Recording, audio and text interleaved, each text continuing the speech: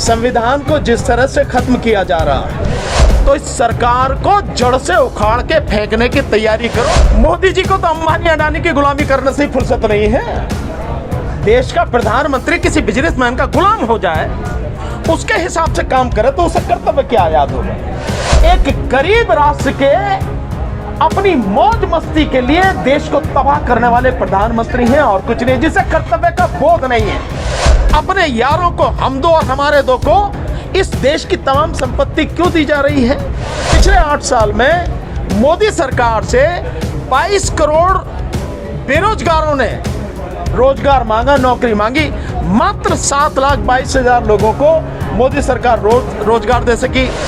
High court जजेस की जासूसी, पत्रकारों की जासूसी, वकीलों की जासूसी, सेना के अधिकारियों की जासूसी, आपके जो सीबीआई के लोग हैं उनकी जासूसी, सरकार में बैठे मंत्रियों की जासूसी, पार्टी के लोगों की जासूसी, सबकी जासूसी हो रही है। हमारा देश इस समय अडानी और अंबानी के हाथों में। तो पिछले 2 साल में देश के हालात इतने बदतर हुए हैं कि हर चीज में देश पीछे चला गया।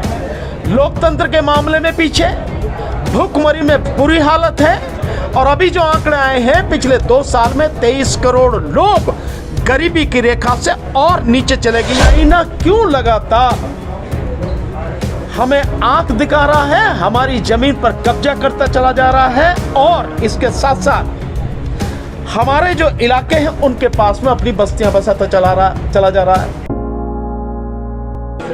निश्चित रूप से बचाया जा सकता है। देखिए, संविधान को जिस तरह से खत्म किया जा रहा है और जो लोग इसको खत्म कर रहे हैं, मोदी जी कहते फिरते हैं मजबूत हाथों में है। अगर ये देश मजबूत हाथों में है तो मैं आपसे 2-4 सवाल पूछता हूं और सारे मीडिया वाले साथी इस बात को ध्यान से दें और दुनिया को दिखाएं भी। अगर ये देश मजबूत हाथों में है तो चाइना क्यों लगातार हमें आंख दिखा रहा है, हमारी जमीन पर कब्जा करता चला जा रहा है और इसके साथ साथ हमारे जो इलाके हैं उनके पास में अपनी बस्तियां बसाता चला जा रहा है। तो जो लाल आंख दिखाने वाली बात थी मोदी जी की, कहाँ गई अगर मजबूत हाथों में है। अगर ये देश वाकई में मजबूत हाथ में है तो इस देश के पिछले 8 साल में 10 लाख अरबपति करोड़पति लोग इस देश को छोड़कर चले गए और दूसरे देशों की नागरिकता ले ली। अगर देश मजबूत हाथों में तो काहे को जा रहे भाई, वो भाग के यहाँ से काहे को दूसरे देशों में नागरिकता ले रहे। अगर ये देश वाकई में मजबूत हाथों में है तो हर साल इस देश से तकरीबन 7.5 और अब लगभग 8 लाख लोग हर साल बच्चे जो है पढ़ने के लिए बाहर जाते हैं और वहां से 95% बच्चे कभी लौट के वापस अपने देश भारत में नहीं आते हैं। अगर ये मजबूत हाथों में है और अगर ये देश मजबूत हाथों में है तो पिछले 2 साल में देश के हालात इतने बदतर हुए हैं कि हर चीज में देश पीछे चला गया। लोकतंत्र के मामले में पीछे, भूखमरी में बुरी हालत है और अभी जो आंकड़े आए हैं, पिछले 2 साल में 23 करोड़ लोग गरीबी की रेखा से और नीचे चले गए। ये उनसे अलग है जो पहले थे सरकारी आंकड़ों के हिसाब से, उनसे अलग 23 करोड़ लोग गरीबी की रेखा से नीचे चले गए। और अगर देश मजबूत हाथों में है तो किसान की आमदनी दुगनी हो जानी चाहिए थी 2022 तक, वो आमदनी 35% कम हो गई। कैसे? अगर ये देश मजबूत हाथों में है तो पिछले 8 साल में मोदी सरकार से 22 करोड़ बेरोजगारों ने रोजगार मांगा, नौकरी मांगी। मात्र 7,22,000 लोगों को मोदी सरकार रोजगार दे सकी। तो अगर ये मजबूत हाथों में है तो यूं क्यों है। इसके अलावा इस देश की जीडीपी लगातार गिरती चली जा रही है। ये देश अगर मजबूत हाथों में है तो देश का निजीकरण क्यों किया जा रहा है। अपने यारों को हम दो और हमारे दो को इस देश की तमाम संपत्ति क्यों दी जा रही है। क्या इसका संविधान में प्रावधान है? नहीं। अगर ये देश वाकई में मजबूत हाथों में है तो इस देश में न्याय होना चाहिए, न्याय, और न केवल होना चाहिए बल्कि दिखना चाहिए। और आप सब इस बात के गवाह हैं कि देश में अन्याय ही अन्याय है चारों तरफ, कोई किसी की सुनने वाला नहीं है।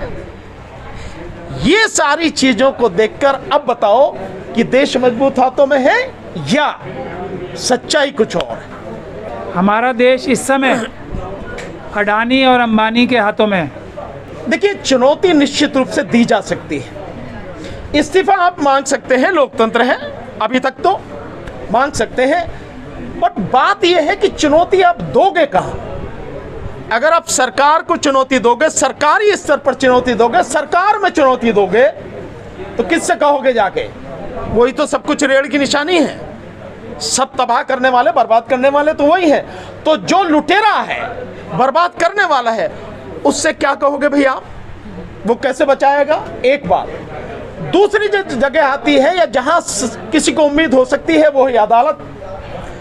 अदालत कैसे काम करती है, इसका एक नमूना सिर्फ इसी से आप समझ जाएंगे कि वर्तमान जो चीफ जस्टिस आए हैं, आते ही गुजरात दंगों से संबंधित सारी फाइलें बंद कर दी एक झटके में, आते ही पहले दिन। तो आप अदालत से न्याय की क्या उम्मीद रख सकते हैं? Justice NV. रमन्ना के सामने पेगासस का मामला आया, और पेगासस का मामला आप देखिए कि सुप्रीम कोर्ट के जजेस की जासूसी, हाई कोर्ट जजेस की जासूसी, पत्रकारों की जासूसी, वकीलों की जासूसी, सेना के अधिकारियों की जासूसी, आपके जो सीबीआई के लोग हैं उनकी जासूसी, सरकार में बैठे मंत्रियों की जासूसी, पार्टी के लोगों की जासूसी, सबकी जासूसी हो रही है। और ये मसला पेगासस का सरकार जस्टिस एन.वी. रमन्ना के सामने, उसके लिए सुप्रीम कोर्ट के ही एक जज जो है उनकी अध्यक्षता में कमेटी बनाई, उसकी रिपोर्ट भी आ गई, नतीजा 0, 0। फैसला देने वाला, न्याय देने वाला कौन है? कोई नहीं। इसलिए अब आवाज उठाने की बजाय सब कुछ सामने है, तो इस सरकार को जड़ से उखाड़ के फेंकने की तैयारी करो, तभी कुछ बचेगा। और ये जन आंदोलन से संभव है, अन्यथा नहीं। कर्तव्य उस व्यक्ति को याद होता है जो गुलामी से मुक्त हो। मोदी जी को तो अंबानी अडानी की गुलामी करने से ही फुर्सत नहीं है। देश का प्रधानमंत्री किसी बिजनेसमैन का गुलाम हो जाए, उसके हिसाब से काम करे, तो उसे कर्तव्य क्या याद होगा? और क्या है कर्तव्य? 8,500 करोड़ का जहाज अपने लिए मोदी जी ने मंगवाया, मिसाइल भी उस पर असर नहीं कर सकता। और उस समय मंगवाया जब देश की जनता भूखों मर रही है। मैंने अभी आंकड़ा आपको दिया कि 23 करोड़ लोग और पिछले 2 साल में गरीबी की रेखा से नीचे चले गए हैं। इन हालात में आप 8,500 करोड़ का जहाज मंगाते हैं और 23,000 करोड़ का सेंट्रल विस्टा प्रोजेक्ट बनाते हैं, जिसकी कोई आवश्यकता नहीं थी, किसी भी तरह की कोई आवश्यकता नहीं थी।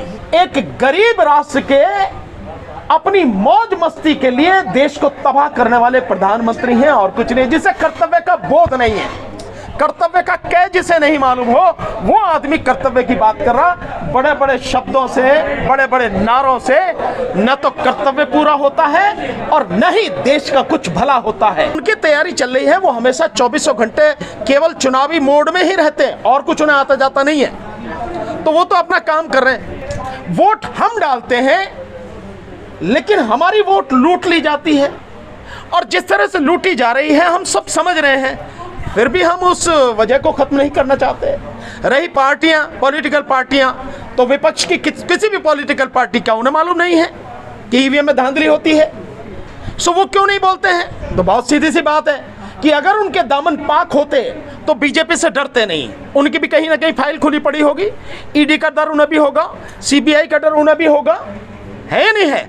और रही दूसरी और पार्टियों की बात, तो कहीं ना कहीं सबका हाल यही है। नहीं, देखिए, आगे तो सब कुछ खत्म हो जाएगा।